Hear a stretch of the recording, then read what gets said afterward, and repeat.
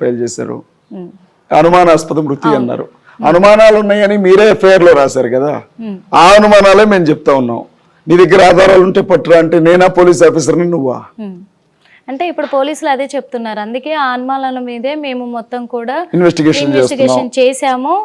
అందుకు CC footage ఆధారం కూడా ఉంది కాబట్టి ఇది యాక్సిడెంటల్ గా జరిగిన మరణం అని చెప్పేసి. యాక్సిడెంటల్ గా జరిగిన మరణం అయితే మరణం జరిగిన స్థలంలో ఉన్నటువంటి అవన్నీ కూడా ఎందుకు చెదిరిపోనిచ్చారు? పోస్ట్ మార్టం రిపోర్ట్ గురించి మీతో చెప్పాలి మా, కొన్ని విషయాలు కూడా మీరు వినాలి. ప్రిలిమినరీ రిపోర్ట్ వచ్చింది. ఆ రోజు పాస్టర్స్ అందరూ వచ్చారు. నేను తెలంగాణ కదా, కొంచెం దూరంగా ఉన్నాను. ఆంధ్ర పాస్టర్స్ అంతా లోపలికి వెళ్ళారు. ఆయన ఒంటి మీద ఉండే బట్టలు తొలగించి అవన్నీ చూశారు గాయాలు.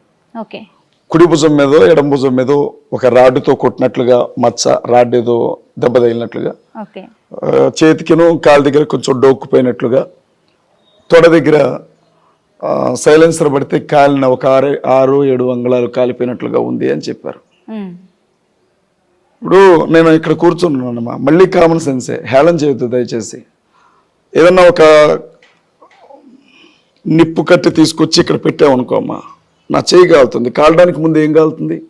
చర్మం కాలుతుంది, షర్ట్ కాలుతుంది కదా. వేసిన ప్యాంట్ వేసినట్లే ఉంది, చిన్న మచ్చ కూడా లేదు ప్యాంట్ మీద.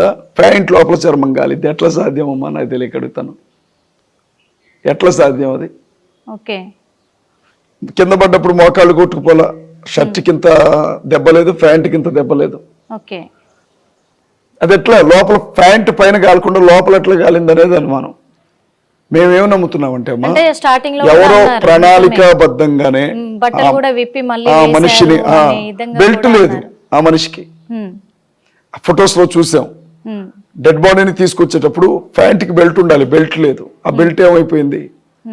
ఎన్నో ప్రశ్నలమ్మా. ఇప్పుడు మీకు ఒక విషయం చెప్పనమ్మా, చిన్ని క్లూతో పెద్ద పెద్ద కేసులను ఛేదించిన పోలీస్ ఆఫీసర్లు ఉన్నారు.